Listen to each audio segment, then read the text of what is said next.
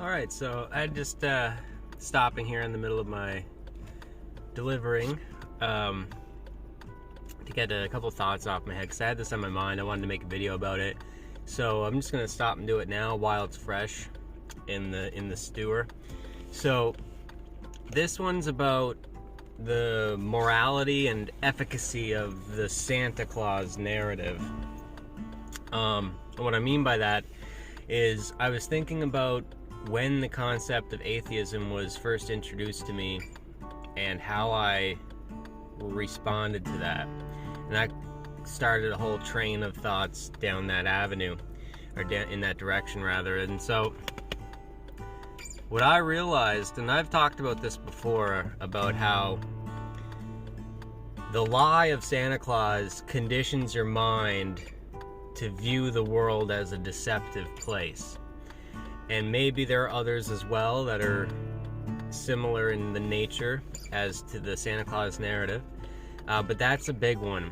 So what I mean by that is basically when you go through your youth believing in Santa Claus, you know, being told by everyone who loves you and that you put your faith and trust in that it's real, and then whatever roundabout way you find out that that's been a deception, you have this illusory fairy tale world built up around you, and that might be, in our culture at least, the first block that's taken out of that Jenga tower, to use a kind of clunky metaphor,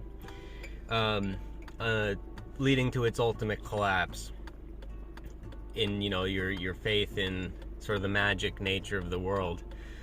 So that's kind of what I think about the narrative of Santa Claus and the effect that it has on the mind when you discover the truth about that. Now, in my experience, I found out the truth about Santa Claus being a fabricated story before the concept of atheism was ever introduced to me. So that's how my situation went, and that's how I'm kind of looking, that's the lens I'm looking through. So other people's experience may be a bit differently. Maybe they're not in any semblance of a religious setting, and so the atheism is the default perhaps for some. But for a lot of people, I bet they're in my boat, where they find out Santa Claus isn't real, and then they are introduced to the concept of atheism. So it was my cousin that introduced me to the concept of atheism, and it was, before that, it had never occurred to me that you could look at the world as godless. It was always, and I wasn't the sort of person to be taken to church by their parents. I didn't have a particularly religious upbringing, but it was sort of taken for granted that God is real and heaven exists, and it was used as a comfort blanket in the event of, say, like a goldfish dying, or eventually later down the road relatives or whatever, or even to discuss the possibility of the death of a relative or the nature of death in general. It was always deduced or reduced to, well, you know, they go to heaven after they die. And so it was always a foundational belief system that it was a sort of unquestioned reality. So when my cousin put forth the concept or the idea into my mind that God is a lie, to me that was the logical progression from the Santa lie to the God lie. And so when I first heard about the idea of atheism, I was instantly recruited. It took almost no time at all. And it could be even that my skeptical mindset of any sort of narrative, meta-narrative by the government, say, or any kind of ruling power, could all have deep ties and roots within my response to the Santa lie. Because I am quite distrustful of power and the narratives that they provide us for their rationality. Let's suffice to say, I'm always looking for ulterior motives. But anyway, I jumped on the atheist bandwagon at about age 12, and I didn't look back until psychedelic experiences in adult life, basically. And so in terms of morality, if we're looking at most of our morality here in the West and elsewhere as well, stemming from primarily religious backgrounds, Christianity in our case, and, you know, other traditions in other places, well, to prime someone mentally to disbelieve in God through the Santa narrative, if indeed that is the ultimate effect that it has, is a net negative in terms of morality, because if you don't have a divine anchor to the moral laws, then it's a lot easier to intellectually subvert them in one's own mind. In terms of efficacy, well, it ties back into the moral side of things, where if you want good outcomes for your children and things like that, then you're going to want them to be as mentally prepared as they can be in terms of conducting themselves in a morally righteous way to, you know, exist harmoniously within a communal setting.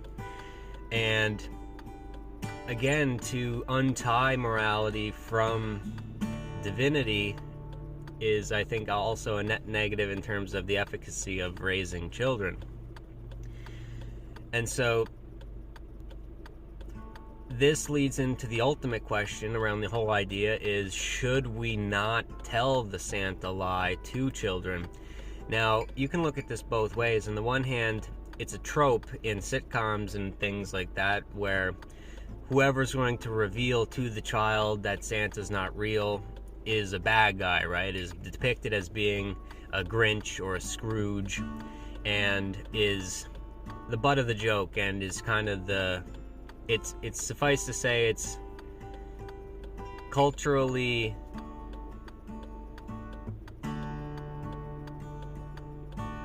enforced against the revealing of the truth of Santa to children. You could stem the tide by never telling them the Santa lie to begin with, but then you don't want your child going, at least this is the moralistic argument, you don't want your child going and ruining the Santa lie for other children who, once they've already been deceived by their family, the ruining it by a peer is one of the typical ways that the Santa lie comes crumbling down anyway. And so your child may be spared the moral catastrophe of discovering the truth about Santa, but other kids may in fact have that truth thrust upon them by your kid, even if you tell them not to do that. But is that a bad thing? That's another moral sort of debate to be had there, because the lie is going to come crumbling down eventually anyway, one way or another. So I'll leave it there. This video will be a little shorter than the rest, but it's also kind of less than a week since the last one, so that way things, or balance things out a little bit.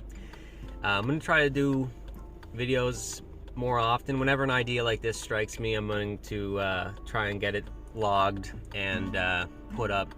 So anyway, I will probably upload this later tonight. It'll be a little in the future by the time anyone hears this or views this. In the meantime, I'm going to make the most of this day, hopefully get these delivered before the sun goes down, and you have a great one as well. I hope you have a great 2021, and God bless you. Peace.